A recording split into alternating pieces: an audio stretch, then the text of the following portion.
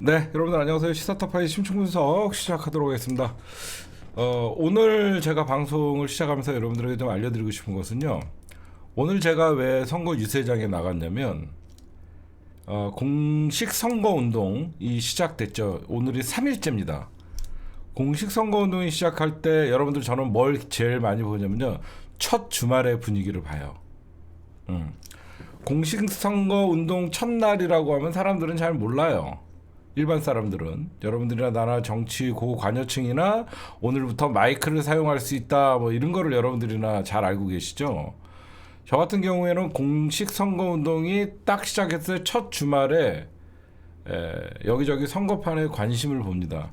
그 관심을 볼 때는 그 어차피 어떤 그 앞에 모인 분들은 멀리서 오거나 그 동네의 민주당 지지자들이에요.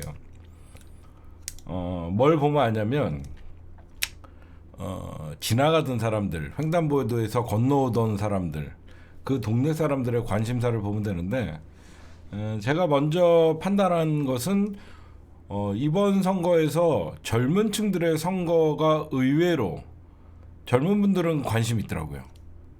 저는 젊은 친구들이 이번 선거에 관심이 없을 거라고 생각했거든요. 진짜 제 말이 맞나 틀리나 나중에 보세요. 젊은 친구들의 선거 관심이 높고요. 샤이 보수가 많아졌어요. 샤이 보수가 많아졌다라는 건 어떻게 알 수 있냐면요. 민주당 후보가 유세를 하는데 지나가면서 궁시렁궁시렁 하면서 가는 사람들이 있어요. 예전 같으면 야 시끄러 이렇게 외쳤던 사람들이 이제는 소수가 돼갖고 윤석열 심판이라는 사실상 시대 정신에 이번 총선을 치르다 보니까 보수들이 자기가 국힘당 지지한다는 걸 내세우지 않더라고요. 그런데 젊은이들은 지나가다가 제가 유튜브를 보면서도 저는 유튜브에서 넓게 비칠 때 그 화면을 좀 막 보는 편인데 젊은 층들이 의외로 이번 총선에 관심이 좀 있더라고요. 제가 보니까. 그래서 이번 첫 주말에 제가 현재 본 거는요. 아직까지 사람들이 선거의 분위기를 많이 타지 못하고 있다. 이게 왜 그러냐? 이 조중동이 2년 동안 이 선거의 양비론을 내세우면서 민주당과 국민의힘을 혐오 정당으로 만들어놔서 사람들이 이 정치에 대해서 굉장히 불신하는 게 많이 보였어요. 여러분들도 아마 여러분들이 우리끼리 막 유세하러 다니면 뭐 거기 끝내줬어요. 사람 터질 것 같아요. 그렇게 얘기하지만 진짜 그 지역의 유권자들을 볼 때는 조심스러운 모습들을 좀 봤다. 제가 그런 얘기를 좀 드리고 그 조심스러운 표정을 봤다라는 것은 윤석열 부정평가에 대한 국민적으로 중도가 본인의 정치적 색깔을 드러내지 않는 면서 사실상 심판의 어떤 흐름은 이제 완성이 됐다. 방송에 집중해 주세요. 예. 그래서 이번 총선은 이번 윤석열 심판의 선거로 우리가 쟤네들이 자칫 이재명 대 한동훈의 구도로 갈라 그랬거든요. 쟤네들이 이재명 대 한동훈의 구도로 이번 선거를 치르려고 그랬는데 실패를 하고 결국은 한동훈 이재명 당대표가 그 어떤 심판 선거가 아닌 윤석열 심판 선거로 대파 참사 이후에는 급속하게 기울어졌다. 그렇게 여러분들에게 좀 말씀드리고 싶습니다. 사실 내일이 되게 중요한 거예요, 여러분들. 토요일 날 이번 첫 주말도 되게 중요한데 내일 분위기가 되게 중요한 겁니다. 내일 왜 분위기가 중요하냐면 내일 사람들이 아무래도 일요일이다 보니까 토요일 날은 약속을 잡아도 일요일 날은 그렇게 약속을 많이 안 잡고 대부분 좀 종교 활동이나 어떤 스포츠 활동 여러 가지 그런 활동들을 좀 많이 하거든요. 그래서 내일 이제 여기저기서 이제 정치 얘기가 나올 테고 그럴 때 과연 어떤 분위기가 흘러갈지 내일이 굉장히 중요한 첫 주말의 일요일이다. 여러분들에게 좀 말씀드려서 여러분들은 그럼 무엇을 해야 되냐? 우리가 여기저기 다니면서 이제 교회 가서도 밥가리 하고 여러분들 교회에 가서도 열심히 밥가리 하십시오. 어떻게 밥가리 하면 민주당 찍어 이러면 안 찍습니다. 아 진짜 경기 너무 안 좋은 것 같아. 나 요즘 우리 언제 문 닫아야지 빨리 자영업하시는 분들은 그렇게 얘기를 읍소를 하는 겁니다. 국민이 읍소를 하면 사람들이 공감을 하거든요. 그렇잖아요. 나 요즘 장사 너무 잘 돼 죽겠어 막 그러면 저런 싸가지 없는데 아유 누구 염장지르나 이런 소리 할 거 아니에요. 자영업하시는 분들은 여러분들이 만나는 사람들에게 요즘 장사 너무 안 되고 경기가 너무 안 좋고 지금 이러다가 나라 망할 것 같아. 정치 윤석열 뭐 하는지 몰라? 이렇게 끝에 윤석열 뭐 하는지 몰라? 이렇게 한번 올려주면 사람들이 공감을 하죠. 예. 그렇게 하여튼 그런 식으로 좀 바꿔기를 하시면 됩니다, 여러분들. 오늘 첫 번째 단신부터 시작해갖고 그냥 쭉 넘어갈게요, 여러분들. 지금 재외 국민 투표 하고 있는 거 알고 계시죠? 예, 재외 국민 투표를 하고 있는데 지난 21대 선거 때보다 2.4배가 상승해갖고 지금 재외 국민 투표가 2일차인데 17%라고 합니다. 재외 유권자 수가 14만 7,989명인데 오늘까지 2만 5,109명이 투표를 해서 17% 투표를 해서 21대 총선은 2일차 기준이 7.1%밖에 안 됐어요. 7.1%. 9.9%나 올라갔다. 선거 투표율은 많이 올라갔다. 재외 국민 투표는 많이 올라갔다라고 이렇게 여러분들에게 말씀드릴 수 있겠습니다. 사실 윤석열이나 이런 대통령들이 집권에서 권력을 잘못 휘두르면요 가장 민감하게 반응하는 게 외국 재외 국민들이에요. 고개를 못 들고 다니겠다라는 얘기들이 나옵니다. 네, 오늘 본격적인 국민의힘의 최대 리스크는 한동훈의 입. 여러분들 그때 기억나십니까? 제가 인요한 혁신위원장이 그 당시에 비대위원장으로 들어올 때 국힘당의 최대 리스크는 인요한의 입이다라고 얘기한 적이 있습니다. 그리고 한동훈이가 12월 23일 날 등판할 때 제가 여러분들한테도 결국은 한동훈이도 입으로 사고 칠 것이다라고 제가 말씀을 드렸어요. 한동훈이가 오늘 물 만난 고기처럼 여기저기서 쓰레기 발언을 막 늘어났는데 오늘 서울, 그러니까 국힘당이나 민주당이 오늘 수도권 집중 유세를 주말에 했습니다. 경기도와 수도권을 했는데 한동훈이가 오늘 경기도 여기저기 수도권 다니면서 오늘 했던 얘기 중에 쓰레기라는 단어가 들어가는 게 14번 사용했어요. 14번을 사용을 했습니다. 그러면 많은 사람들이 제가 분석할 때는 이건 어디까지나 제 분석이에요. 맞을지는 모르겠지만 거의 맞을 거예요. 한동훈이가 갑자기 거칠어졌죠. 그렇죠? 한동훈이가 사실 여태까지 우리가 인정하고 싶지 않지만 정치권에서 보수는 품격이라고 얘기했어요. 보수는 진보와 다르게 품격을 지켜야 된다라고 하는 어떤 뭐 정통 보수들이 얘기하는 거였어요. 근데 한동훈이는 누가 봐도 이거는 뭐 세종시를 이전하자, 행정수도를 국회를 이전하자 이런 것들은 보수가 반대하는 어떤 그 가치거든요. 근데 한동훈이는 공식 선거운동 시작하자마자 첫 주말에 입에서 뱉는 말이 쓰레기 14번을 얘기했어요. 그러니까 이거는 조급함이에요. 그렇죠? 우리가 늘 어떤 스포츠 경기를 보고 어떤 게임 같은 거를 할 때도 이기는 자는 여유가 있죠. 좀 여유가 있고 지는 자는 어떤 모험을 걸 수밖에 없는, 특히 골프를 좀 비교를 하면 1등과 2등의 타수가 좀 꽤 많이 날 때 파5 같은 경우에 선두를 달리고 있는 사람은 드라이버를 잡지 않습니다.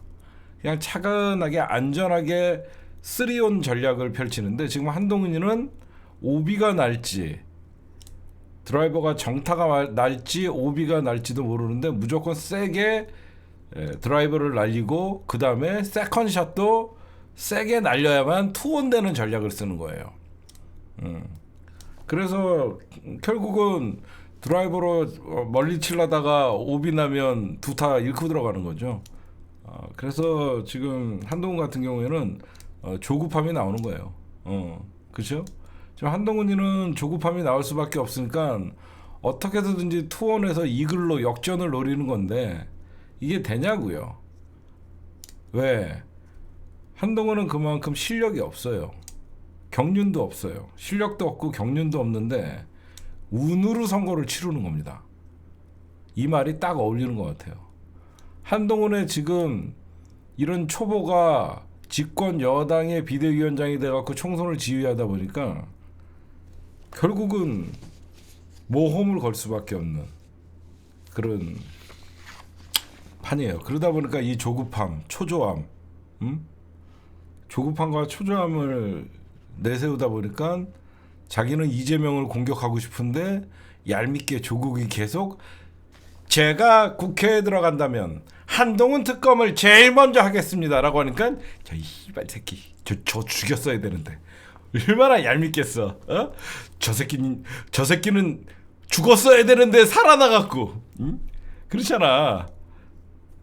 한동훈이나 윤석열 입장에서는 저 새끼는 죽었어야 되는데 지금 부활해갖고 한동훈 특검을 가장 제일 1호로 하겠습니다라고 하니까 얼마나 열받아. 응? 얼마나 열받아.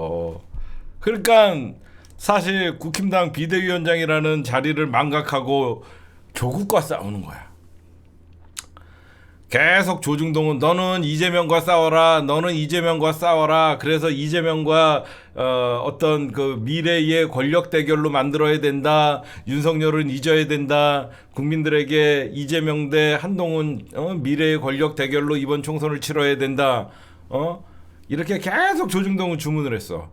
근데 갑자기 넌 좀 찌그러져 있어야 된다라고 하면서 윤석열한테는 그렇게 윤석열 김건희 너는 이번 총선을 앞두고 찌그러져 있어야 된다 시그널을 막 줬더니 오빠 나 특검 때문에 줬대 나는 가만히 있을래. 그래서 김건희는 찌그러져 있었는데 갑자기 나는 아직 3년이 남았습니다. 그러더니 그냥 대파를 들고 나오더니 그냥 전국을 강타를 해버렸어.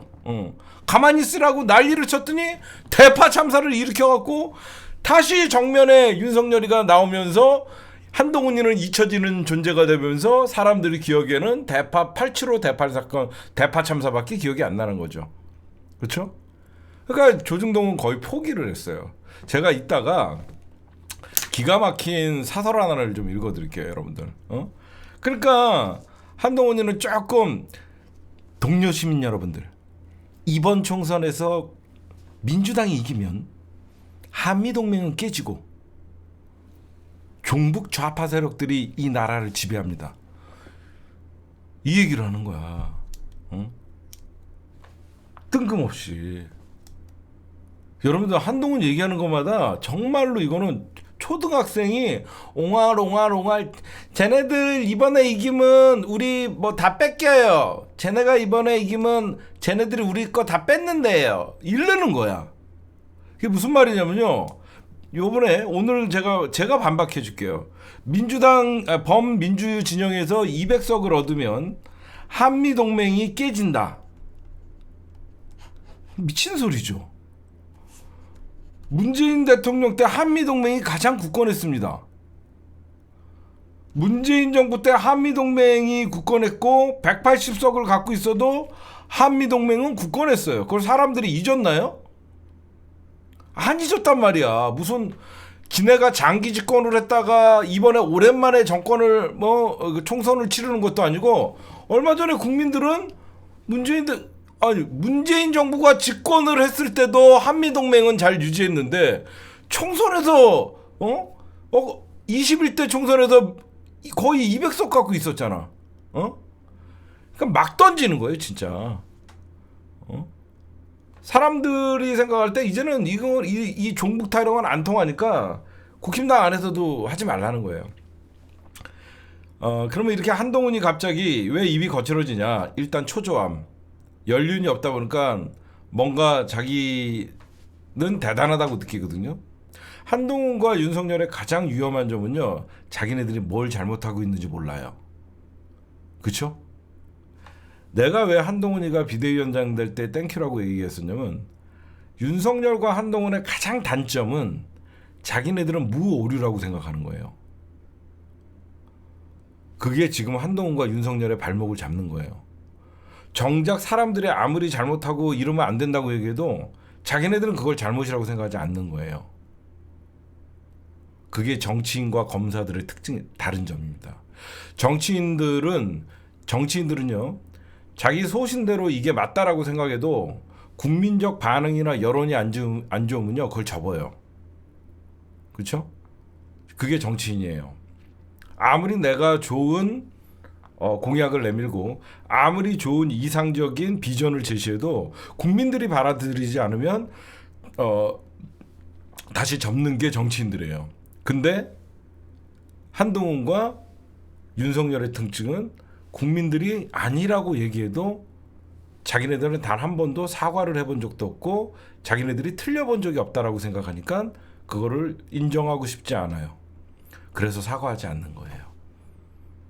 그게 선거에서는 엄청난 리스크가 되는 거예요. 그렇죠? 지금 정상적인 총선을 치러야 되는 집권 여당이었으면 윤석열은 벌써 대국민 사과를 2번은 했어야 돼요. 어떤 대국민 사과를 했어야 되냐? 이종섭 도주대사의 임명은 이종섭이가 들어오자마자 사과를 했어야 돼요. 김건희 특검의 어떤 부결을 거부권 행사한 것도 대국민 사과를 했어야 돼요. 올해만 윤석열이는 사과를 해야 되는 타이밍 2번을 놓친 거예요. 그러다 보니까 정권 심판론이 올라간 거예요. 올해만 더 많은 사과를 했어야 되죠. 그러면 본격적으로 오늘 한동훈이가 어떤 한동훈이 저는 입이라고 안 하겠습니다. 한동훈의 쓰레기통에서 어떤 말들이 나왔나 좀 봅시다. 바로 28일 날 한동훈이가 공식 선거가 출발하기 전에 그날 각 후보자들한테 이런 얘기를 합니다. 말 조심해라. 그쵸? 어이가 없어갖고 한동훈이가 초딩이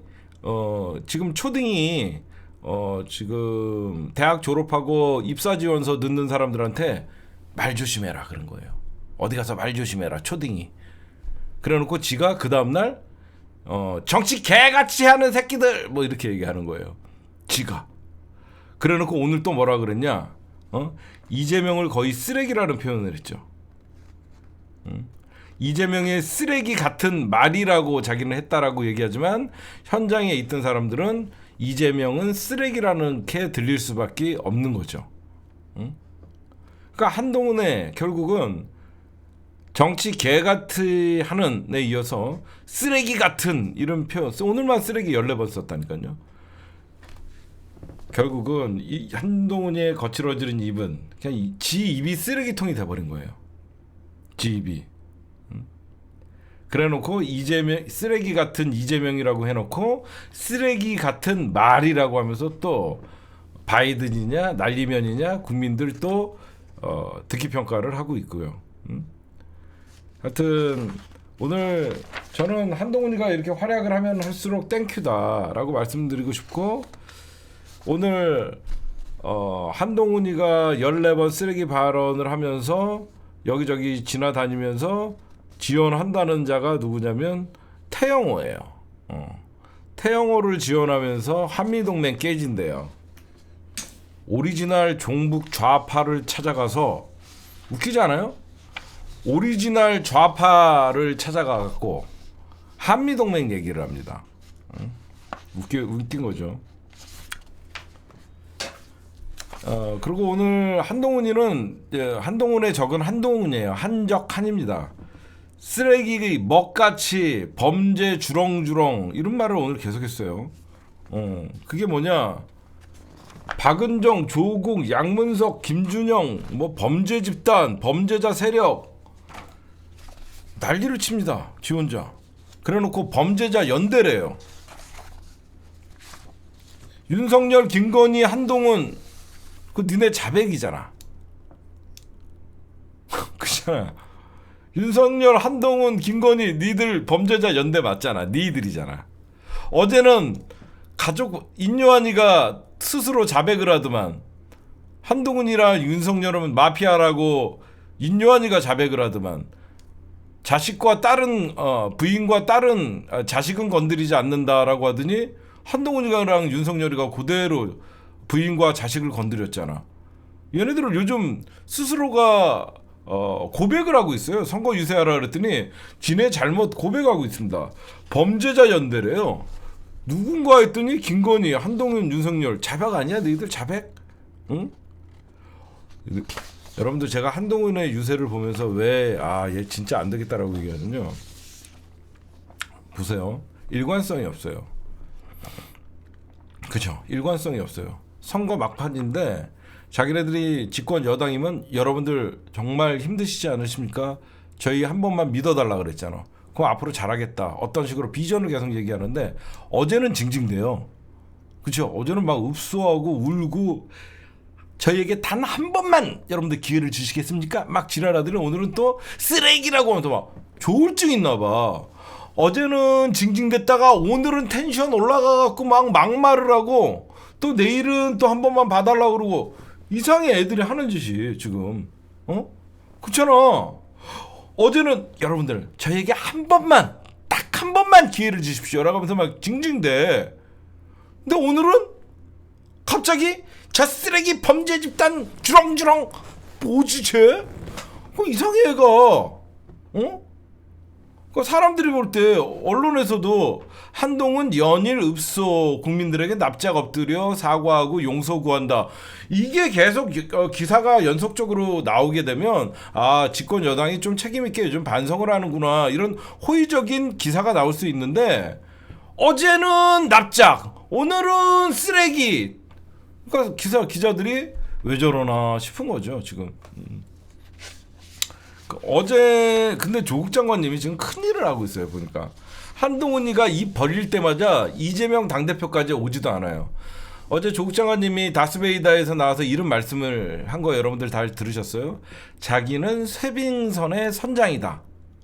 저 무도한 검찰 독재 권력을 깨부시기 위해서 쇄빙선 앞에서 민주당이 큰 함대가 들어올 수 있도록 자기는 쇄빙선으로 그 얼음 조각을 부시면서 나가면 민주당이라는 큰 함대의 총사령관 이재명 당대표가 민주당과 함께 들어오는 것이다. 그 얘기했죠. 참 멋있는 말이었어요. 조국 장관님이 정치를 시작하기 전에도 자기는 불쏘시개가 되겠다고 검찰개혁에 얘기했었는데 이재명 당대표와의 관계를 정확히 설정을 했어요. 이재명 당대표는 함대의 총사령관이고 자기는 쇄빙선의 선장이다 라고 얘기해서 이게 왜 딱 그 역할 분담이 너무 잘 돼 있냐면 한동훈이가 깐족될 때마다 여러분들 솔직히 우리가 투표돈 1~3번 몰빵을 할 거지만 조국 장관님 시원한 건 시원하죠. 그쵸? 우리가 민주당 지지자로서 이번 총선에 1~3번 몰빵을 할 거지만 진짜 조국 장관님의 요즘 발언이나 이런 거 보면 정말 시원하긴 시원하잖아. 왜 그러냐? 내가 알던 조국 맞아? 이 정도야. 안 그래요? 내가 알던 조국 맞아? 조국이 저렇게 카리스마가 있었어? 제가 깜짝 놀라요. 그러니까 조국 장관님이 자기 역할을 잘하고 있는 게 한동훈이 깝죽되면 조국이 밟아버리니까 이재명 당대표까지 올라오지를 못해요. 그쵸? 봤어요? 오늘도 아까 범죄자 연대라고 하니까 윤석열, 김건희, 한동훈 당신들의 자백입니까? 라고 얘기해버리고 그리고 어제는 징징거리니까 한동훈 장관은 용서 구한다는 말 한동훈 특검부터 응징하고 특검부터 받아라 얘기하고. 그렇죠. 한동훈이가 어제 딱 한 번만 믿어주십시오 용서를 구한다 국민 여러분께. 그러니까 용서를 구한다는 한동훈한테 한동훈 특검부터 받아라 그리고 용서를 구해라. 이렇게 얘기하니까 그러니까 쟤네들이 자꾸 이재명을 자극해갖고 민주당과 이재명을 자극해갖고 뭔가를 이렇게 실수를 하게끔 해야 되고 뭘 해야 되는데 조국이 떠들어서 실수해서 조국은 손해볼 게 없어요. 그쵸? 지금 내가 웃긴 게 조국 혁신당에서 조국이 무슨 말했다고 실수했다라고 하면 조국은 마이너스가 아니에요. 지금 조국 혁신당의 가장 큰 목표는 뭐냐면요. 언론에서 잊혀지지 않는 게 목표예요. 왜 개혁신당 이준석의 지지율이 안 나오냐? 잊혀졌잖아요. 그렇죠? 조국은 어떤 얘기를 해도 잃을 게 없어요. 그렇잖아. 조국은 어떤 얘기를 해도 잃을 게 없다니까 한동훈 윤석열한테 막 얘기하는 거지. 응? 그런데 이재명 당대표 같은 경우에는 큰 함장이잖아. 함대를 이끌어야 되는 거예요. 한마디로 지금 이렇게 표현하면 조국 혁신당이 좀 기분 나쁠지 모르겠지만 지금 조국이라는 큰 대장 닭이 병아리들 지금 뒤에 쫙 줄 세워놓고 같이 가는 거야. 큰 닭이 앞에서 막 싸워주니까 뭐 잃을 게 없잖아. 근데 민주당이라는 큰 함대는 여기저기에서 지금 공격이 들어오고 있기 때문에 급소를 맞으면 안 되거든요. 하여튼 그런 상황이고 그러다 보니까 쟤네들이 공격이 이재명까지 못 가는 거예요. 조국 장관님이 막 우리가 생각할 때는 막 너무 얌전하고 품격이고 하는데 제일 싸나워요. 요즘 보면. 그렇죠? 제일 싸나워. 조국한테 걸리면 거의 죽음 같아. 그러니까 한동훈이가 결국은 여러분들 조국 혁신당이 지금 지지율이 막 올라가잖아. 제가 어제 여러분들에게 조국 혁신당의 지지율이 올라가는 이유에 대해서 뭐라고 얘기했죠? 선명성이라고 얘기했죠. 한동훈이가 이제서야 그걸 알고 말을 막 거칠게 하는 겁니다. 말을 막 거칠게 얘기해요. 잠깐만. 조국 그만하세요. 짐 싸라. 이 한동훈이가 어설프게 조국이 세게 나가니까 지지층이 결집되고 지지율이 올라간다는 걸 보고 뒤늦게 조국 따라하게 하다가 입이 쓰레기통이 된 겁니다. 세게 나가면 지지층이 열광하고 막 그러겠지라고 하면서 늦었지. 지금 늦으니까 괜히 조국 따라하다가 입만 쓰레기통 된 거예요. 오늘 재밌는 거 얘기해 줄게요. 한동훈이가 뭐라고 하는지 아세요? 여러분들 잘 보셨습니까? 이종섭 대사가 사퇴했습니다. 저는 눈치 안 봅니다. 이렇게 얘기했어요. 아니, 이종섭이 사퇴하네. 자기가 이종섭 들어오라 그래서 마치 사퇴시킨 것 같이. 자기는 윤석열의 눈치를 안 본대. 그럼 그래? 잘했어. 이종섭 사퇴 잘했어. 그럼 이종섭 특검 받아. 우리는 이제 민주당에서는 그럼 이종섭 특검 받아. 그러면 돼요. 너 윤석열 눈치 안 본다며. 안 그래요? 이종섭 사퇴를 자기가 했대. 그래? 잘했어. 이제 그러면 이종섭 특검 받자. 이게 못 받아요. 응? 그러니까 한마디로 미천도 없고 경험도 없고 정말 이 총선을 어떻게 치러야 되는지도 모르니까 갑자기 그러니까 내가 한동훈이가 보면 야 저래갖고 총선을 저기 치른다는 게 과연 가능할까? 민주당과 범야권이 200석을 얻으면 한미동맹이 느닷없이 무너진대요. 이게 뭐냐면 한미동맹 무너진다는 거 이면에는 어떤 게 있죠? 색깔론. 그렇죠?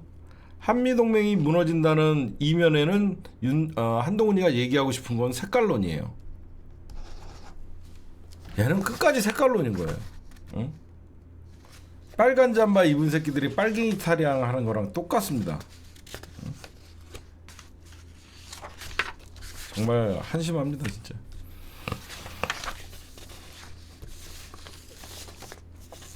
네, 그 다음에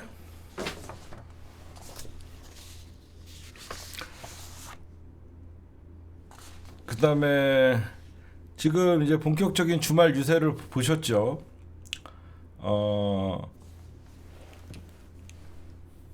일단 개혁신당 얘기 잠깐 하고 조국 혁신당 그리고 민주당 얘기로 좀 넘어갈게요. 그러니까 제가 얘기하는 거는 여러분들이 정치적인 전반적인 좀 이해도가 있어야 돼서. 여러분들 개혁신당이 진짜 망한 이유가 뭘까요? 여러분들이 생각할 때 다양한 의견을 갖고 있겠죠.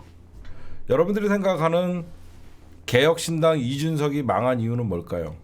여러 가지가 그렇죠. 이낙연과의 합당을 하면서 사실상 당의 정체성이 무너진 거. 그렇죠. 처음에는 윤석열과의 대립각을 세우면서 좀 선명성을 보이다가 선명성이 없어지는 거. 그렇죠. 여러분들이 정확히 보는 거예요. 제가 볼 때는 뭐냐면요. 첫째, 개혁신당의 실패는 너무 군부를 오랫됐다예요. 한마디로 400m 단거리 경기에서 스파트를 100m 시작부터 한 거예요. 마지막 50m를 남기고 스파트를 했어야 되는데 350m 지점에서 스파트를 해갖고 골인을 해야 되는데 땅 하면서 전력 질주를 한 거예요. 땅 하면서 전력 질주를 하면서 갑자기 치솟는 지지율에 심취해서 가장 패착이 뭐냐, 지역구에다가 후보를 낸다는 패착을 한 거예요. 정말로. 저는 이준석 신당의 가장 실패는 지역구에다가 후보를 낸다는 거기에서 가장 실패라고 생각해요. 왜 그러냐? 이준석 개혁신당이 지역구를 낸다. 이거는 거대한 꿈이죠. 제3당이라는 제3지대라는 부푼 꿈을 안고 지역구에도 후보를 낸다라고 얘기를 한 건데 오늘 같은 대한민국의 현실에 이 양극화된 이 극단적인 정치 상황에서 대한민국의 3당은 설 자리가 없는 거예요. 그렇죠? 이렇게 극단적인 상황에서 제3지대가 살아날 수 있는 정치 환경이 아니에요. 그래서 제가 늘 말씀드리는 게 대한민국에서 다당제를 하고 싶으면 국민의힘을 괴멸시켜야 된다. 국민의힘이 괴멸돼야지 다당제가 실현된다. 국민의힘이라는 매국노 정당이 존재하는 이상 민족주의 정당인 민주당과 나라를 지키려는 사람과 나라를 팔아먹으려는 세력들이 첨예하게 싸우고 있기 때문에 여기에 나는 팔아먹어도 되고 지켜도 돼 이런 정당은 살아날 수가 없다는 거야. 나는 왜 이렇게 비유를 잘할까? 그렇죠? 나라를 지키려는 우리 민주 세력과 어떻게든 나라를 팔아먹으려는 이 양 정당이 극한 대립 속에 제3지대라는 사람들이 갑자기 나타나서 나는 나라를 팔아먹어도 괜찮고 나는 나라를 지켜도 괜찮고 이건 안 통한다는 거예요. 그렇죠? 이런 극단적인 정치 대결 구도에서는 제3지대의 성공은 거의 물 건너가는 겁니다. 그러면 조국 신당은 왜 성공했냐? 비례를 내지 지역구에 후보를 내지 않아서 그런 거예요. 응? 이준석이가 지역구에 후보를 내는 순간 여러 가지 고민이 생기는 거예요. 여러 가지. 어디에다 낼 것인가? 누구를 낼 것인가? 어떤 선거 전략으로 갈 것인가? 한마디로 준비도 안 돼 있는 정당이라는 거에 준비도 안 돼 있고 인적 자원이 확보가 되지 않는 상태에서 기존에 있던 기득권 정당을 흉내내다가 망한 케이스예요. 그렇죠? 한마디로 구멍가게 규모밖에 안 되는 새끼들이 대형 마트 흉내내다가 망한 꼴이에요. 그럼 조국 신당은 왜 성공했냐? 자기네들의 주제 파악을 제대로 한 거죠. 우리는 민주당과는 각을 세우면 안 된다. 그래서 철저하게 윤석열을 더 세게, 더 날카롭게 공격하자는 선명성이 있었고, 두 번째, 우리는 인적 자원이 풍부하지 않기 때문에 설마 혹시라도 민주당과의 어떤 지역구에서 대결 구도로 가면 안 되니까 우리는 비례정당으로 간다. 우리는 비례정당으로 간다라는 선명성. 그러니까 만약에 조국 신당에서도 호남에서라도 한두 명이라도 만약에 후보를 냈다 그러면 민주당과의 전쟁인 거예요. 그렇죠? 생각해봐요. 호남에서 민주당 대 조국 신당이 만약에 붙는다 그러면 거기서부터 이제 조국 신당과 민주당은 전쟁이 되는 거예요. 근데 조국 신당은 명확하게 우리는 지역구에 후보를 내지 않겠다 라고 얘기하니까 민주당 지지자들은 조국 신당은 우리랑 경쟁 상대가 아니구나라는 처음부터 그런 마음을 먹은 거예요. 그렇잖아. 만약에 조국 신당이 처음부터 지역구를 낸다 그러면 어디에 지역구를 내든 간에 왜 민주당은 전국에 253개의 4개인가요? 254개의 지역구에 전부 후보를 냈기 때문에 민주당과의 경쟁은 불가피할 수밖에 없으니까. 그게 이준석 신당이 망한 꼴은 바로 구멍가게의 규모밖에 안 되는 것들이 기존에 있던 기득권 정당의 규모를 갖추기 위해서 지역구에 후보를 낸다고 까불고 거기에 어떤 여러 가지 정치적 포부만 너무 크다 보니까 연합정당이라는 그리고 색깔이 맞지 않는 거. 이준석 신당의 가장 실패는 어중이 떠중이 색깔도 맞지 않는 애들을 불러다 놓고 우리는 깨끗하다고 외친 거예요. 처음에는 누구나 백색 도화지에서 시작을 하죠. 근데 민주당에서 똥물 잔뜩 뿌리다가 온 똥칠한 새끼를 갑자기 끄집어내 갖고 개혁신당에 들어오는 순간 흰 도화지는 똥밭이 되죠. 국힘 정의당에서 똥 퍼붓던 유호정을 데리고 와갖고 백색 도화지에다가 우리는 깨끗해라고 하니까 그게 깨끗한 정당이 되냐고요. 안 그래요? 각 정당의 쓰레기들 모아놓고 우리는 제3지대고 새로운 정치를 하겠다라고 얘기하니까 그 국민들이 그걸 믿냐는 거죠. 조국 신당은 명확하잖아요. 우리끼리 단일하게, 그러니까 메시지가 간결하다는 거예요. 그렇잖아요. 조국 혁신당은 메시지가 간결하잖아요. 3년은 너무 길다. 윤석열 정권 조기 종식. 그래갖고 그거에 따른 박은정 검사, 윤석열을 감찰했던 그런 색깔이 명확하다 보니까 그 파란색이 유지가 되는 거예요. 이상한 애들, 거의 리아가 지금 똥 뿌리려고 지금 혼자 이러고 앉아 있죠. 좀 있으면 리아 터지면 거기도 이제 물 들어가는 겁니다. 그러니까 조국 신당은 자기네 처음에 여러분들 조국 장관님이 말이 맞아요. 이제는 말할 수 있어 말씀드리면요. 조국 장관님은 이번에 재판이 있었죠. 2월 달에 재판이 있었을 때 법정에서 구속이 될 수도 있다라는 생각을 하셨어요. 자기가 구속만 되지 않으면 무조건 이번에 각오를 하더라고요. 그때 구속도 이 법원은 믿을 수가 없어서 자기는 구속이 되지 않는다 그러면 정치를 하겠다고 하셨어요. 정말로. 그래갖고 구속이 안 되길 바랬죠.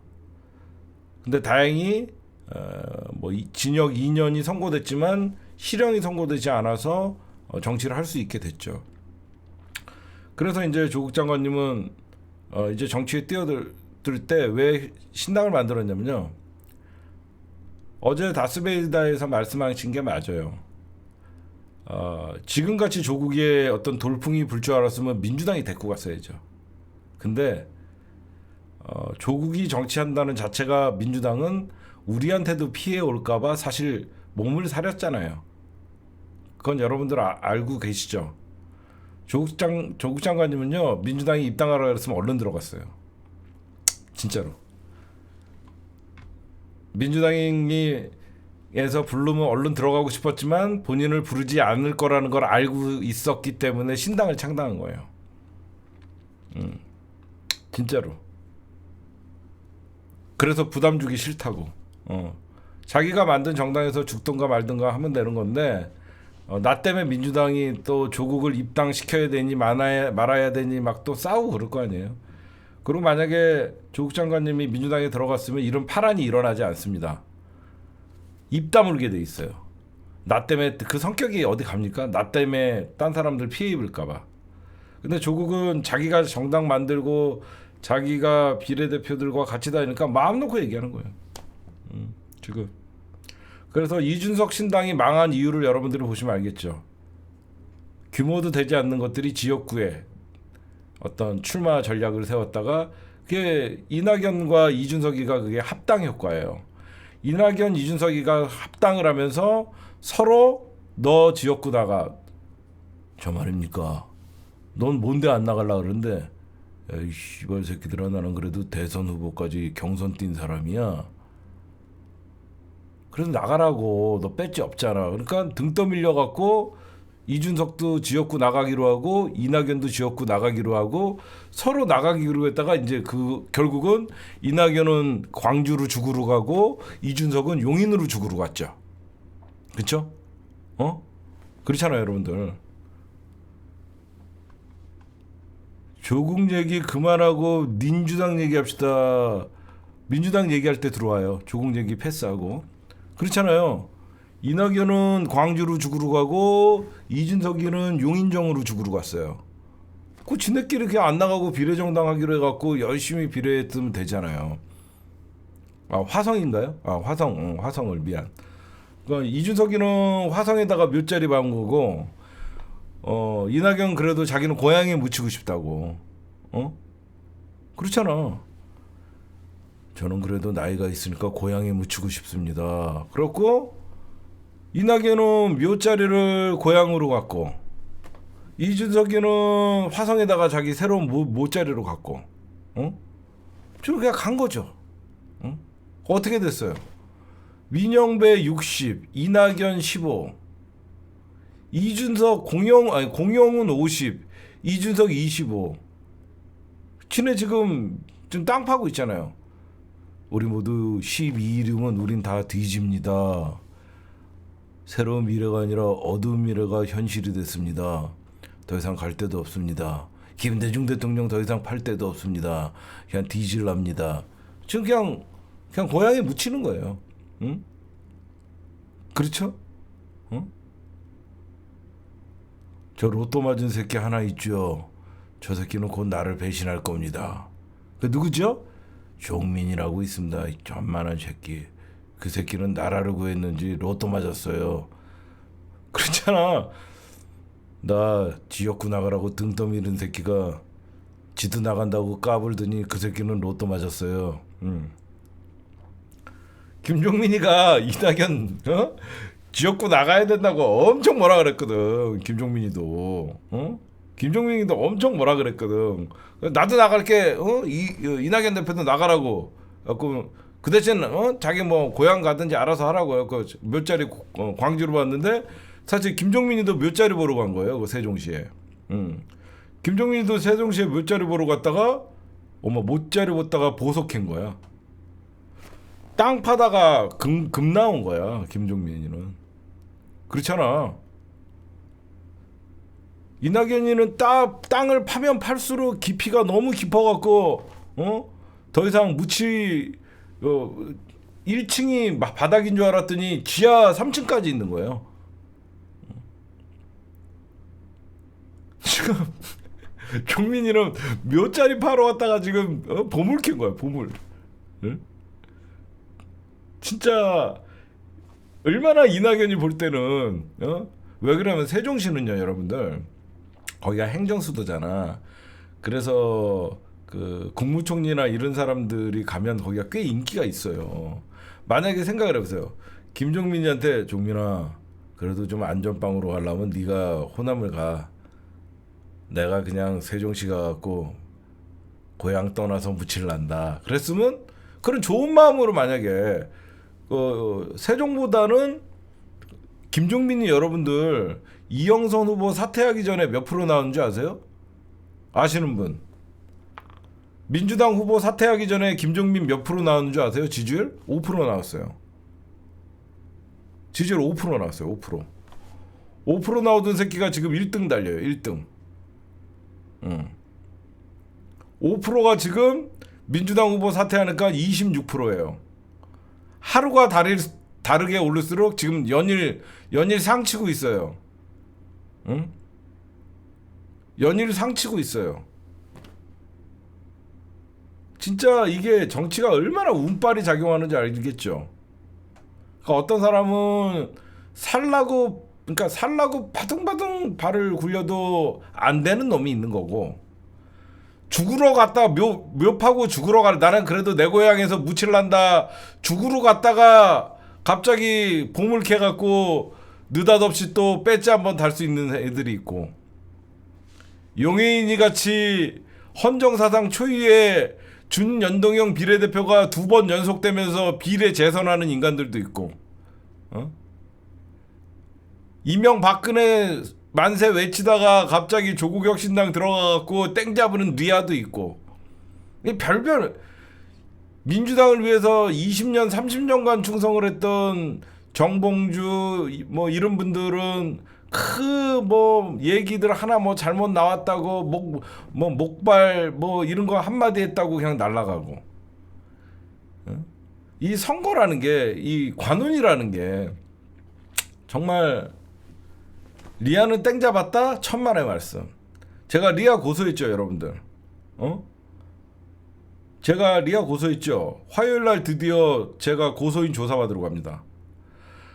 공직선거법, 허위사실 공표, 사기, 드디어 검찰에서 영등포 경찰서로 넘겨서 영등포 경찰서에서 저한테 전화가 왔어요.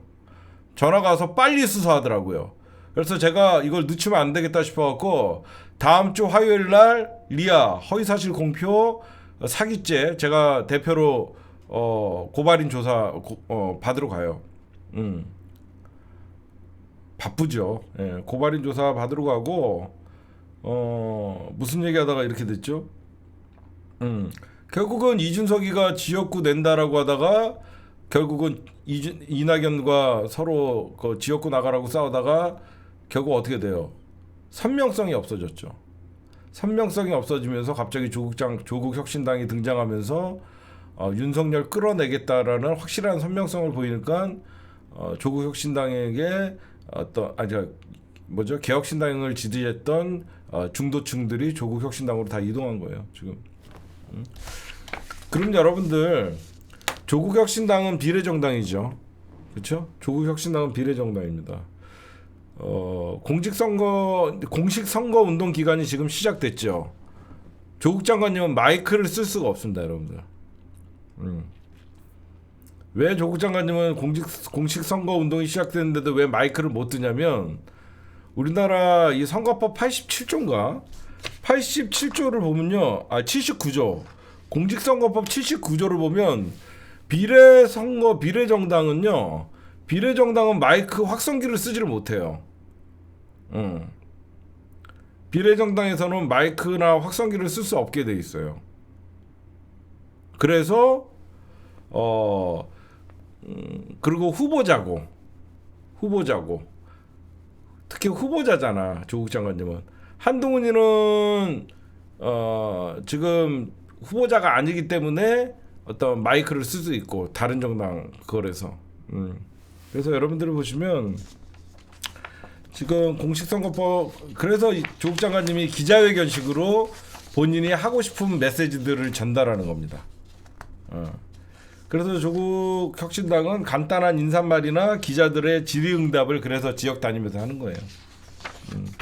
이런 것도 사실 없어야죠. 하여튼 나 진짜 이게 이해가 가지 않는 게, 이재명 당대표가 13번 뭐 외치고 더불어민주연합을 응원했다는 이유로 고발당한 거 아세요? 다른 정당을 어떤 선거운동을 했다고. 이재명 당대표는 후보이기 때문에 다른 정당을 선거운동을 못하고, 한동훈이는 후보가 아니라서 다른 정당의 선거운동을 할 수 있는 거예요. 그 차이도 있어요. 이 새끼들은 이런 거 다, 근데 이게 걱정 안 해도 됩니다. 이게 여러분들 어떤 게 있냐면요, 이재명 당대표가 더불어 그 민주연합 그 응원했다고 고발당했죠. 이거 이번 총선 이겨갖고 선거법 개정하면 돼요. 알겠죠? 선거법 개정하면 조사하기도 전에 이거 아예 수사 자체가 안 돼요. 이거 잘못됐잖아. 아니, 민주당 위성정당 대놓고 하는데 누구나 뻔히 아는데 무슨 이런 거 갖고 고발해. 이거는 그냥 선거법 개정해 갖고 더불어민주당이 자기가 원하는 후보는 자기가 원하는 정당에서 지지 유세를 할 수 있다 바꾸면 돼요. 너무 걱정하지 않아도 돼요.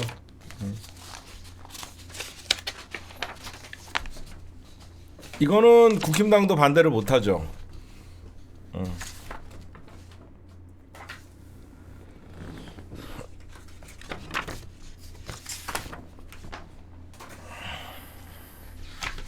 그 다음에 여러분들에게 지금 중요한 거 하나 좀 보여드릴게요.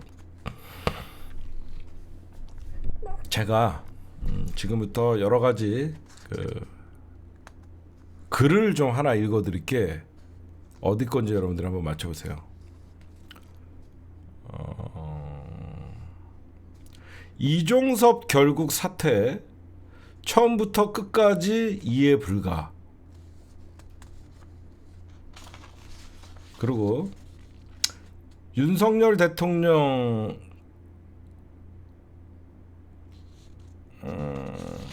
지금부터 칼럼을 하나 읽어드릴게요. 이종섭 결국 사태 처음부터 끝까지 이해 불가. 이 문제는 처음부터 끝까지 어떻게 이럴 수 있는지 도무지 이해할 수 없는 일이다. 아무리 수사가 잘못됐다고 해도 법적으로 피의자 신분인 사람을 대사로 임명한 것부터 납득할 수 없다. 굳이 대사로 내려보내려 했다면 수사 등 법이 정한 최소한의 절차를 마무리된 뒤에 출국해야 했다. 그런데 대사를 신임장도 없이 급히 출국시켰다. 도피라고 생각하지 않을 사람이 몇 명이나 되겠냐. 여당과 참모들이 귀국이 불가피하다고 해도 윤석열 대통령은 거부했다. 어떤 생각인지 알 수가 없다. 그냥 귀국시키면 되는데 방상공관장 회의라는 것을 급조하게 무리수까지 뒀다. 다른 나라에서 일하고 있는 대사들까지 억지로 불러들였다. 첫 단추를 잘못 꿰n 뒤에 과감하게 고치지 않고 고집을 부리다 점점 수렁에 빠졌다. 이번 총선에서 국민의힘은 고전 중이다. 그 원인은 무슨 큰 정책적 잘못이 아니라 윤 대통령의 오기와 불통이다. 대통령 부인 문제, 이종섭 대사 문제 등이 모두 그렇다. 풀 수 없는 어려운 문제들이 결코 아니었다. 여당이 고전하는 원인이 윤석열 대통령이라는 점이다. 민심을 읽지 못한 정도가 아니라 고집스럽게 역행했다. 윤 대통령은 자신이 일으킨 이 대사 문제에 대해서도 아무 설명을 하지 않고 있다.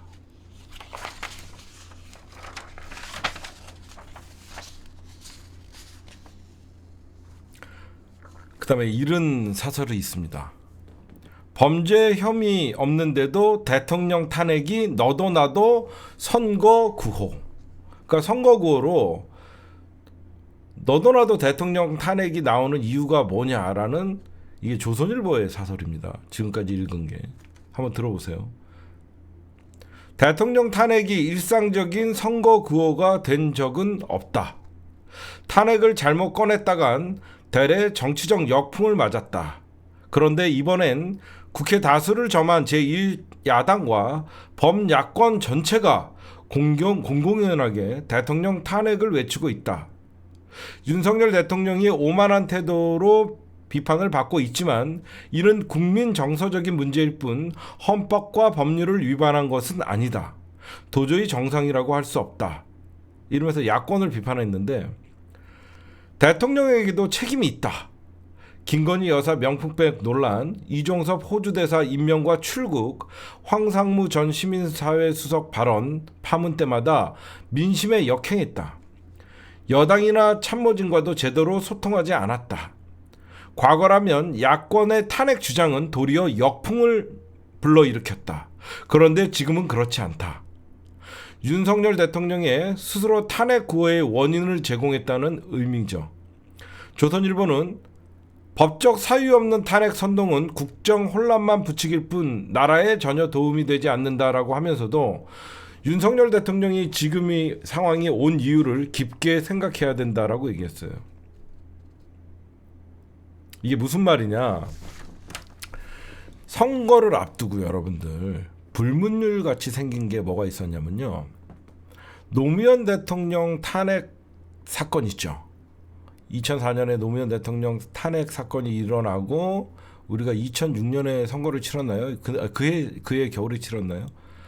그때 탄핵 역풍을 맞아갖고 열린우리당이 압승을 하죠. 그때 기억나시죠? 열린우리당이 153석이라는 단독 과반을 넘깁니다. 그해 단독 과반을 넘깁니다. 그때부터 이제 선거를 앞두고는 절대 탄핵 발언을 민주당이건 국힘당이건 하지 않아요. 이번 총선 전까지는 절대 선거를 앞두고 탄핵 발언을 어떤 정당이든지 꺼내지 않습니다. 역풍 맞을까봐. 지금은 어땠습니까? 대놓고 200석 달라고 하고 있어요. 근데 그게 사람들이 공감하고 호응을 한다는데 굉장히 문제가 크죠. 그렇잖아. 어? 예전 같으면 탄핵 발언 잘못했다가 막 당내에서 오버하지 말아라, 시시해라 막 그러는데 지금은 너도나도 탄핵을 외칠수록 그 정당의 지지율이 올라가. 이 조선일보가 짚고 있는 거는 결국은 윤석열이가 이런 고집과 불통이 쉽게 사과하고 국민들에게 설명을 했으면 될 문제를 지가 이 사태를 키워서 김건희 명품백 사건이나 지네가 키운 면이 있다. 그래서 지금은 오히려 너도나도 탄핵 구호가 나올 수밖에 없는 것이다 라고 얘기하고 마지막에 조선일보가 예상한 게 결국은 의료 참사 있죠. 이 의료 참사도 이 정부가 그러니까 뒤늦게 이종섭 대사는 경질했지만 지금 당장 발에 떨어진 것은 의협 사태인데 정부는 2,000명이라는 증원 숫자를 고집하고 있다. 결국은 총선의 마지막 남은 에킬레스건이 의협 사태다. 근데 대화의 물꼬는 보이지 않는다. 이래놓고 어제 조선일보 김대중 주필이 뭐라 그러냐. 이번 총선에서 국힘당이 대패를 하면 윤석열은 더 이상 임기를 유지하기 힘들 것이다라는 시그널을 보냅니다. 저는 총선 이유가 굉장히 보고 싶어요. 총선 이유 어떤 게 보고 싶냐면 과연 윤석열과 한동훈이 조선을 칠 것인가? 그렇죠? 저는 그거에 주목을 하고 있어요. 박근혜 탄핵 과정에서는 우병우가 조선일보의 송주필을 치다가 송희영인가요? 송희영 주필을 우병우가 검찰을 통해서 치다가 국정원을 통해서 치다가 조선과 전면전을 붙었거든요. 근데 과연 이제 조중동은 총선이 끝나면 사실 조중동이 벌인 게 아니라 보수가 벌이는 거예요. 대한민국의 보수로 하는 자들이 윤석열 정권을 버렸을 때 과연 윤석열은 특수부를 동원해서 조선을 칠 것인가? 만약에 친다는 생각을 하는 순간 진짜 끝. 전면전. 왜 조선일보가 무서운 줄 아세요? 제가 조선일보나 이 수구 세력들이 왜 무섭냐고 얘기했는 줄 아시죠? 조선일보는 진보도 이용한다는 거예요. 그렇죠? 조선일보는 검찰과 대한민국의 기득권과도 이용할 수 있지만 조선일보는 진보를 이용할 수 있단 말이야. 그게 무서운 거예요. 여러분들 조선이 대놓고 만약에 윤석열 탄핵을 외치고 대한민국 특수부들의 비리를 언론 기사를 통해서 계속 쏟아내고 전면전을 하면 여러분들이 나 같으면 둘 다 나가 뒤져라고 하겠지만 여러분들은 조선일보를 응원하게 돼요. 이게 바로 2016년 박근혜 촛불 탄핵 때도 중앙일보가 터뜨리고 조선일보가 받아쳐줘서 촛불 시민들이 거기에 동요를 하면서 박근혜를 끌어들였거든요. 그래서 조선일보는 어떻게 보면 진보와 보수를 다 등에 업고 있는 거예요.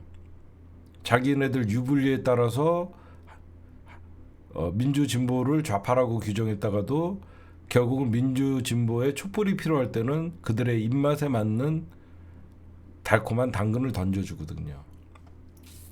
과연 총선이 끝나면 대한민국 보수들이 윤석열을 어떻게 패전 처리할 것인가?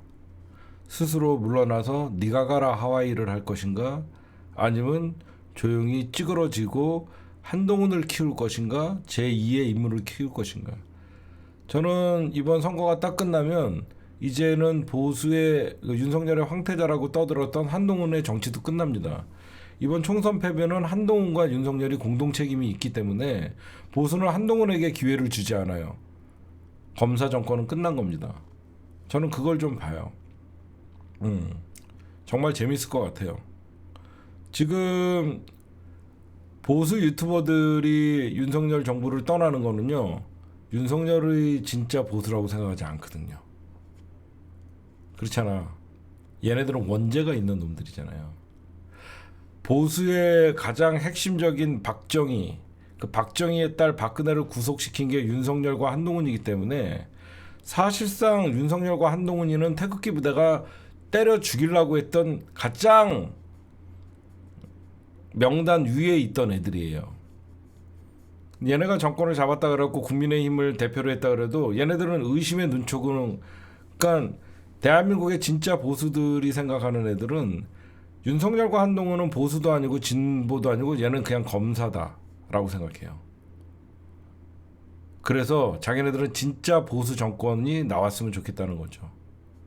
제가 보면 조중동은 이제 매몰차게 돌아설 테고, 이제 대한민국 중앙지검이나 이쪽에서는 이제 말빨이 먹히지 않을 테고, 검사 내부 2%는 여기저기서 이제 말들이 나올 테고, 그렇게 되면 식물 정부가 아니라 죽은 정부, 데드 정부가 진짜 되는 거죠. 왜 그러면 민주시형이 200석 이상을 얻는 순간 윤석열이가 유일하게 권력을 유지할 수 있었던 게 거부권이었잖아요. 거부권을 행사 못하면 윤석열은 끝난 거지 뭐예요. 입법 권력을 거부권 하나로 지금 누르고 있었는데, 이제 민주시형에서 이제 200석 이상의 어떤 김건희 특검법을 시작으로 고 최상병 외압 의혹 특검, 여러 가지 특검들이 줄줄이 대기하고 있잖아요. 그거를 계속 이제 200석으로 막아냈는데, 분명히 민주당이랑 범진보가 200석이 안 되고 만약 195석이라도 이거는 가능합니다. 다른 소수 정당들이 이제 보수가 얘네들을 버리거든요. 그러면 윤석열은 이제 할 수 있는 게 아무것도 없죠. 뭘 만들 수가 있습니까? 시행령으로 뭘 할 수가 있습니까? 시행령은 여러분들 알다시피 헌법, 국회법, 시행령은 저 밑에 하위 법안이에요. 하위 법도 아니고 그냥 대통령의 시행령입니다. 근데 윤석열이는 입법부 상위법을 시행령으로 지금 지가 찍어 눌러 갖고 지금 검찰 개혁도 다시 원위치를 시켜놓고 그랬잖아요. 그렇죠? 그래서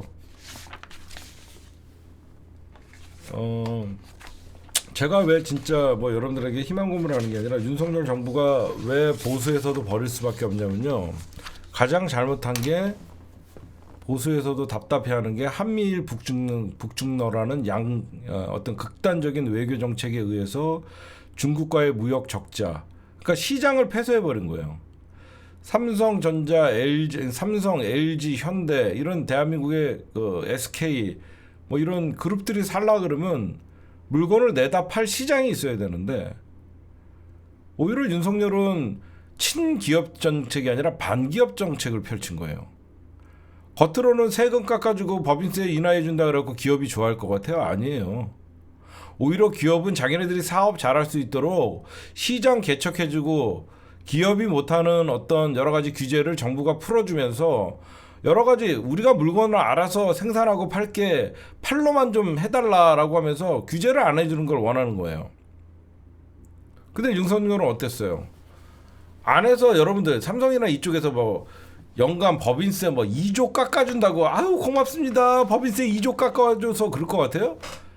아예 중국에서 삼성전자의 어떤 휴대폰을 사지 않고 러시아에서 현대차를 사지 않고 오히려 기업에게는 어마어마한 피해가 돌아가는 거예요.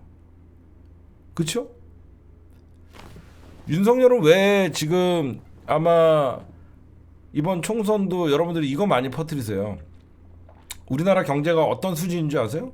윤석열이 집권한 작년에 대한민국 경제 성장률이 1.4%였어요. 대한민국 경제 성장률이 1.4%.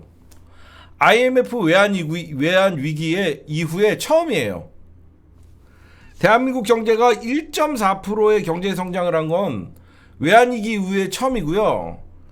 우리나라가 일본보다 처음 외환위기 이후에 일본보다 처음으로 낮은 경제 성장률.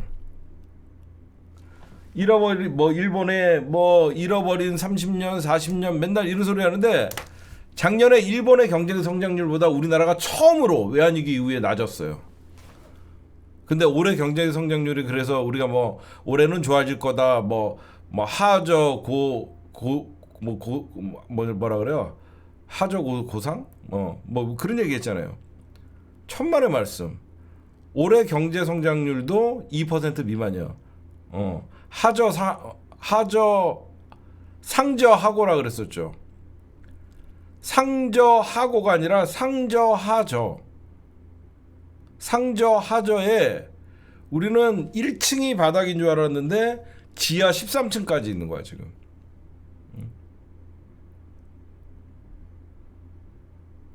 여러분들 생각해봐요. IMF 이후로 단 한 번도 일본보다 경제 성장률이 떨어진 적이 없었는데 작년이 유일해요. 그것도 우리나라가 1.4% 경제 성장률을 했대요. 말이 경제 성장률이지 실질적으로는 마이너스 경제죠. 왜? 무역 적자라 수출 규모, 국내 총생산이 줄어버렸으니까. 얘는 그냥 끝났어요. 그냥 제가 보면. 왜 끝났냐? 이제는 잃어버린 일본을 탓할 게 아니라 우리나라 이제 저성장 장기화. 작년에 1점 몇, 올해도 이제 1점 몇. 그 다음에 그렇게 한동훈이가 다니면서 동료 시민 여러분 외쳤는데 그 동료 시민들은 고금리에 허덕이고 앉아있고. 동훈아, 너의 동료 시민들은 이자 부담 때문에 날로 피가 마른다. 너는 생딱 들고 지랄하고 한 새끼는 대파가 합리적이라고 떠드는데 네 동료 시민들은 이자가 치솟아갖고 죽을 지경이다. 하긴 한동훈이 생각하는 동료 시민들은 전부 건물주니까 이자는 별로 생각 안 하겠네요. 그렇죠? 인구는 절벽에 가까운 0.72명을 지금 출산율이 0.7이라는 거는 사실 대한민국이 2050년 되면 인구가 반 정도로 줄어들 수밖에 없어요. 이 판국에 나라가 곳간을 닫아버려요. 미친놈들 아니에요? 여러분들 잘 봐요. 이 표현을 하면 이재명 당대표가 25만 원씩 풀자 그랬을 때 땅이수기가 얼마나 말 같지도 않은 소리를 했는지 와닿게 해줄게요. 국민들은 보릿고개야. 생각해봐. 국민들은 보릿고개라서 너도 나도 지금 먹고 살기 힘들어갖고 죽겠어. 그래서 나라가 조금 어떻게 국민들 좀 도와줬으면 좋겠고 쳐다보고 있는데 국민들이 쌀을 풀기는 거년 곳간을 닫아버려. 국민들이 배고파서 죽겠다 그러면서 내가 낸 세금 조금이라도 국민들 좀 도와달라고 이렇게 정부를 쳐다보는데 안 돼! 그러면서 곳간을 닫아버린 거야. 나쁜 놈들이지. 응? 그때 제대로 된 정부면 우리나라가 지금 스태그플레이션 저성장 늪에 빠졌기 때문에 어떻게든지 내수 활성화를 일으켜서 이 국가가 재정 부담을 안아야 된다. 제가 여러분들 이런 진짜 모질이들한테 얘기해주고 싶은 게 제가 예전부터 여러 오랫동안 정치 분석을 하고 우리 민주진보의 방송을 할 때 민영화는 막아야 된다는 얘기를 해요. 맨날 왜 우리가 조금이라도 약자와 서민들의 복지가 증진되고 그래도 사람이 좀 살 수 있는 사회가 되려면 공공의 영역에서 어떤 의료 그다음에 여러 가지 기관들이 공적으로 운영되는 기관들이 좀 많아야 돼요. 앞에가 공공기관이라는 건요 영리 목적이 아니에요. 그렇죠? 공적인 임무를 띠고 있는 사람들은 영리 목적이 아닌 거예요. 당연히 마이너스가 되는 게 맞아요. 이게 무슨 말이냐? 나라가 어려울 때는요 국가가 빚을 지는 게 나은 거예요. 국가는 재정 건전성을 이유로 그 부담을 시민들에게 빚을 지게 하라는 것은요 그게 오랫동안 갈 수밖에 없는 저성장의 늪에 빠지는 거예요. 그렇잖아요. 국민들이 힘들어 죽겠는데 나라만 곳간 살찌우고 그거 살찌우기라도 하면 몰라도 허구한 부자 감세 초부자 감세해주다가 세수 펑크 나갖고 지네가 세금 관리도 못하는 새끼들이 그렇잖아요 여러분들. 국가가 좀 빚을 많이 지더라도 국민들을 살려놔야지. 국민들이 살아야지 경기가 살고 경기가 좋아지면 당연히 국가의 세금이 많이 거치면서 이게 선순환 구조로 돌아가는 거거든요. 나는 어떤 사람들이 뭐 옛날에 이런 얘기를 하죠. 뭐 한전이 사실상 민영화 됐잖아요. 거의. 한전은 원래 여러분들 마이너스 빚지는 데요. 공공기관이 빚지면 그 혜택을 누가 받습니까? 국민들이 보는 거예요. 제가 그래서 공공기관은 빚을 져도 된다라고 얘기하는 게 공공기관이 빚을 지면 그만큼 국민들이 싼 값의 전기를 공급받고 싼 값의 물을 마실 수 있는 거고 싼 값의 공공재를 공급받는 거예요. 그래서 제가 절대 이 민영화나 이런 것들은 공공재 부분에서는 절대 함부로 하면 안 된다고 얘기하는 거예요. 근데 사기업들이 여러분들 자기네들이 손해 보려고 해요? 절대 안 보죠. 공기업과 사기업의 가장 큰 차이는 공기업은 빚을 지면 질수록 그 혜택은 국민들에게 가는 거고 사기업은 빚을 지면 질수록 유지를 할까요? 안 하죠. 이제 아시겠어요? 시민들 만약에 한전이 삼성에게 넘어갔다고 생각하십시오. 허구한 날 한전이 적자예요. 그럼 한전은 그 적자를 메꾸기 위해서 어떻게 합니까?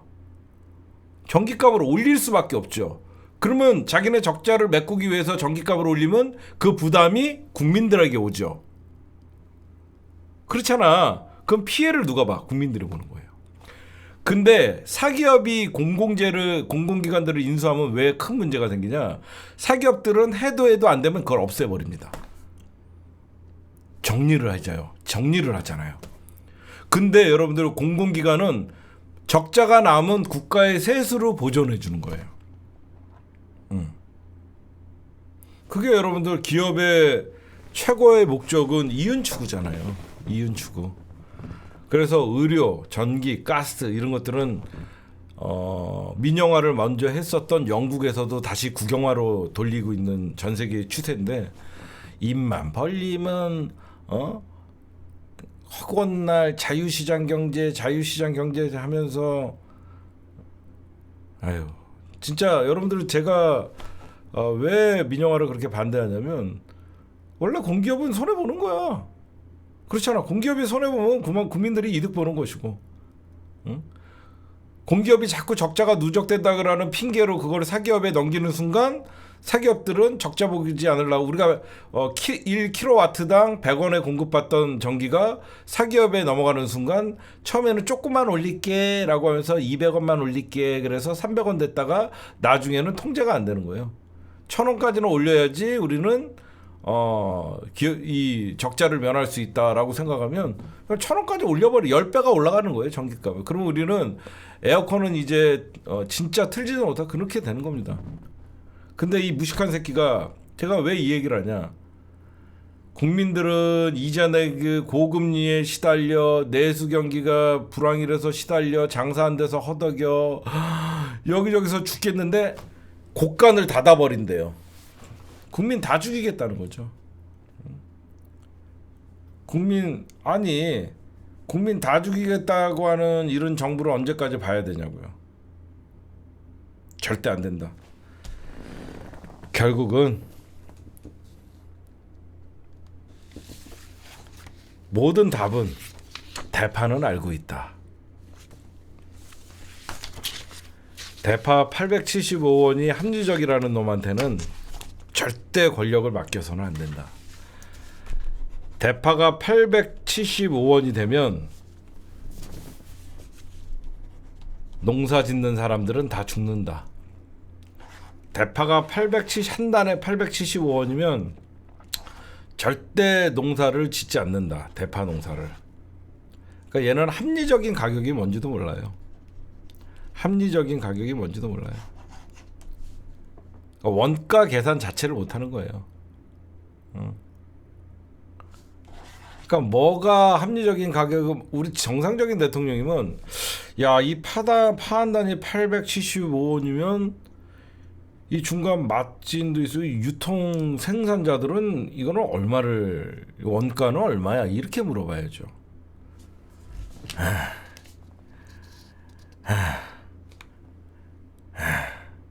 대파가 875원이면 참 합리적인 가격 같네요. 이게 말이냐, 응? 이게 말이냐고. 그러니까 대파는 알고 있죠. 이 새끼는 안 된다. 그렇죠? 그래서 제가 여러분들은 그냥 해프닝으로 넘어갈 수 있는 일들을, 제가 이 875 대파 참사는 이번 선거에 큰 어떤 변환점이었다라고 제가 얘기했잖아요. 그렇잖아. 내가 대파가 저거로 단순히 해프닝이 아니라 이 대파가 선거판을 좌우할 수 있는 큰 변수였을 거라고 나중에 총선이 끝나면 얘기했잖아요. 결국은 대파는 알고 있었어요. 윤석열이 오면 대파에게 물어봐. 네, 오늘 여러 가지 얘기를 했고, 그 다음에 여러분들 요거 마지막으로 얘기하고 오늘 심층구성 녹화는 끝낼게요. 지금 나름 윤석열이가, 잠깐, 지금 슈퍼챗 정지됐나요? 슈퍼챗 정지 안 됐죠? 인테리어 나름 여러분들 용산이 공천을 했어요. 그렇죠? 용산 마음대로 막 주진우 내려 꽂고, 이원모 내려 꽂고, 용산에 있는 애들 다 내려 꼽았어요. 그렇죠? 꼽았어. 근데 용산이 그렇게 심혈을 기울여 갖고 꽂았던 애들, 여러분들 지지율이 어떻게 나오나 보세요. 응? 다 당선권 없죠. 거의. 이원모 죽쓰고 있죠. 주진우 깨지고 있죠. 이게 왜 그럴 것 같아요? 대통령이 인기가 없어서 그런 거예요. 응? 대통령이 인기가 많으면, 저 사람 완전 윤석열의 핵심이래 라고 하면 그 지역에서 지지율이 하늘을 치죠. 대통령이 인기가 없으니까 대통령이라고 친한 놈이 내려오면 오히려 지지율이 안 나오는 겁니다. 그러니까 국힘당 안에서 너도나도 나는 윤석열과 별로 친하지 않아요 해요. 이제 정권 초반에는 나는 윤핵관이다, 윤심이다 서로 떠들다가 공천 딱 끝나니까 윤석열 지지율이 다시 30%대로 떨어지니까 나는 윤핵관이 아니다. 응? 건난동은 원래 그 지역구는, 거기는 원래는 압도적으로 더 이기는 동네고. 응? 지금 여기저기서 윤석열이 내리 꽂은 사람들은 윤석열 사람으로 평가가 되면 오히려 지역에서 안 좋은 거야. 무슨 말씀인지 아시겠죠?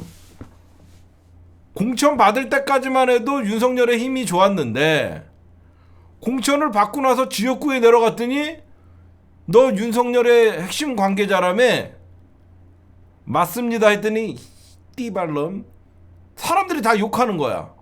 그래서 윤석열의 핵심 관계자라는 말을 못해. 나국상 봐. 처음부터 윤석열에게 막 찍어 눌리고 탄압받던 이미지니까 나국상이가 유일하게 서울 동작을해서 이기고 있잖아. 응? 그렇잖아. 그러니까 윤석열과 멀면 멀수록 지지율은 올라간다는 이런 아주 웃긴 현상이 공천은 윤석열과 한동훈이 했는데 그래서 대통령이 내려 꽂았는데 그 꽂힌 새끼들이 지역구에 꽂혀야 되는데 어디 똥통에 꽂혀버린 거예요. 지역구에 이렇게 잘 꽂아줘야 되는데 엉뚱한데 변기에다가 꽂아버린 거예요, 애를. 그러니까 애가 거의 변기에서 헤어나오질 못하는 거야. 그냥 똥 뒤집어 쓰고 끝난 거야.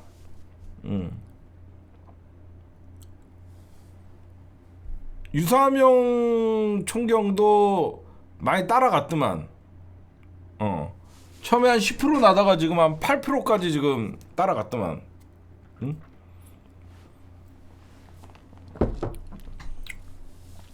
나는 민주당 후보님들에게 오늘 방송 녹화를 마치면서 딱 하나만, 제 방송을 보는 우리 민주당 후보님들, 그 쓸데없이 돌아다니면서 무슨 기후 살리겠다 이런 거 하지 마. 정권 심판론일 때는 그냥 윤석열 정부 빨리 끌어내리겠다고 하면 당선돼. 제발 쓸데없는 뭐 여기 기후 살리고 뭐 발전시키겠다 뭐 이런 거 쓸데없이 그거 하지 말고, 윤석열 심판론이 60%일 때는 반드시 윤석열 정부 빨리 종식시키고 민주정부 수립하겠다고 계속 하세요. 뭐 황사를 막기 위해서 내가 이 동네, 그런 쓸데없는 소리 좀 하지 마. 그렇게 선거 감각이 없나? 전 국민이 윤석열 끌어내려야 된다는 60%의 심리가 작용하면 그 지역에서 더 가열차게 윤석열에게와 싸우겠다라고 얘기하면 득표율이 올라가는 거야. 응? 우리 동네는 좀 다르다고 생각해갖고 거기 가갖고 제가 지하철을 개통하겠습니다. 그 말 같지도 않은 소리 하지 마. 정부가 있는데, 윤석열이 권력 잡고 있는데 무슨 국회의원 한 명 됐다고 거기에다가 지하철을 뚫어주고 거기에다가 무슨 뭐 민원을 해결해주고, 까놓고 얘기해서 민원 해결 능력은 정부가 더 있지. 그런 거 하지 마. 귀에 하나도 안 들어와. 집권 여당이 민생 돌보는 거예요. 지역구에서는 강한 야당의 모습을 보이고 도둑놈 때라고 잡겠다라고 얘기하는 게 먹히는 거예요. 무슨 야당 핏밥 박는 야당이 뭐 해준다 그거 다 그 진짜 사기치는 거예요. 아니 자기네 정당도 자기네 대표도 지키지 못해갖고 법원까지 끌려가게 했던 무능한 야당 어떤 정치인들이 그놈의 선거철만 되면 대한민국은 전철 안 깔린 데가 없어. 안 그래요? 대한민국 국회의원들 공약대로만 했으면 지금 대한민국 수도권, 대한민국 제주도까지 지하철 깔려 있어야 돼. 이미 대한민국 재래시장은 벌써 어디 그 웬만한 명품관 정도, 각 지역마다 명품관 정도로 개발돼 있어야 되고, 선거 때마다 재래시장 발전시키겠다, 선거 때마다, 그치? 우리나라 전철 뭐 지하로 집어넣겠다. 우리나라 지하철 아직도 위로 다니는데 그 공약만 다 지켰어도 지금 지상에 다니는 거 없고, 애들 키우는데 어려움 없고, 뭐 늘병교실부터 해갖고 걔네들 말만 다 들었으면 벌써 우리나라는 전 세계에서 가장 부러워하는 복지국가가 돼 있을 거예요. 걔네들, 그러니까 진짜 내가 부탁하는데, 민주당 의원님들 그냥 윤석열 정권 심판하겠다. 윤석열 정권 심판해서 다시 경제 살리고 다시 검사 독재 종식시키고 사람이 살 수 있는 사회. 여러분들, 제가 제일 싫어하는 말이 사람이 사는 사회예요. 제가 옛날에 문재인 대통령이 사람 사는 사회라고 얘기했을 때 이거 정말 잘못된 거라고 얘기했어요. 죽지 못해 사는 사람도 있거든요. 그렇죠? 죽지 못해 사는 사람도 있기 때문에 사람은 어느 환경에서도 사람은 삽니다. 사람이 살 수 있는 사회를 만들어야 돼요. 그래서 여러분들에게 말씀드립니다. 투표도 투쟁이다. 다음 주 드디어 사전선거가 시작됩니다. 나만 투표했다라고 인증하지 말고 사전투표 날 투표 안 하러 갈 것 같은 놈 딱 두 명씩만 두 명이나 세 명씩만 끌고 투표장으로 가십시오. 만나자 그래서 너 투표 안 해? 너 반드시 주민등록증 갖고 나오라 그러세요. 그렇죠? 꼭 만날 때 신분증 갖고 나오라 그러세요. 신분증 안 갖고 나오는 새끼 실컷 밥 처먹여 놓고 선거 투표소 가자라고 데려갔더니 나 신분증 없는데 이란 개색 제일 열받아요. 비싼 런치 점심 런치 식사 25,000원짜리 먹여놓고 나까지 4명이서 10만원 딱 결제하고 꼭 그 식사 장소를 어디서 잡냐면 투표소에서 인근 상가에서 드세요. 오늘 투표 날인가 봐? 야 우리 투표하고 가자. 이렇게 하는 거예요. 비싼 점심 런치 먹여놨더니 이런 싸가 25,000원을 다시 달라 그럴 수도 없고 신분증 안 갖다 뭐든지 아시겠죠? 딱 여러분들이 그 동네에서 만약에 요 건물만 저쪽 찾길만 건너면 투표 장소야. 그러면 찾길 건너에서 식사하시고 나 진짜 그랬어. 내 친구들에게 밥갈기 하려고 진짜로 밖에서 어디서 만났냐면 어떤 학교에서 투표 장소가 있었어요. 그래서 그 학교 건너편에 상가가 있더라고요. 중국집이 있었어요. 런치 코스 요리가 25,000원이었어요. 뭐 황궁, 뭐 청궁 무슨 막 있는데 그냥 중간 정도 25,000원짜리 유산슬 안 나오는 거. 저는 유산슬을 안 먹어요. 유산슬 안 나오는 거 딱 점심 런치 코스 25,000원짜리 딱 먹었는데 진짜 열받는 게 두 새끼가 신분증을 안 갖고 온 거야. 두 새끼가 신분증을 안 갖고 온 거야. 하고 제가 뭐라 그랬게요. 제가 뭐라 그랬을 것 같아요. 너네 신분증 갖고 내일 다시 와. 내일 또 사줄게. 너희들 신분증 갖고 내일 다시 와. 내일 점심 또 사줄게. 가져와 그러면 안 되지. 내가 을이잖아. 내가 을이기 때문에 내일 점심 다시 사줄게. 내일 신분증 갖고 다시 와. 그랬더니 내 친구 새끼들은 쪽팔리게 어떻게 25,000원을 달라 그래요. 그건 못하고 박사 2,000원밖에 안 주고 또 차단 나가네. 통 좀 키워라 이 새끼야. 그래갖고 제가 쪽팔리게 그 25,000원 달라 그럴 수는 없잖아. 그래서 내일 다시 와라 신분증 갖고 그랬더니 내 친구들도 양심이 있잖아. 양심이 있어갖고 알았어 내일 투표하고 인증할게. 그렇게 됐죠.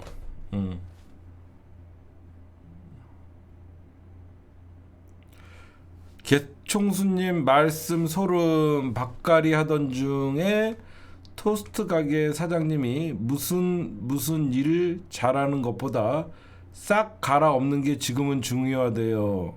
그렇잖아. 내가 그랬잖아. 나는 판세를 읽는다니까. 난 돌아다녀 보면 쓸데없이 지금 선거 유세한다 그러면서 뭐 하겠습니다 뭐 하겠습니다 다 필요 없어요. 윤석열 심판론이 올라가면 그냥 윤석열 끌어내리겠다 그러면 그 지지율 올라가는 거예요.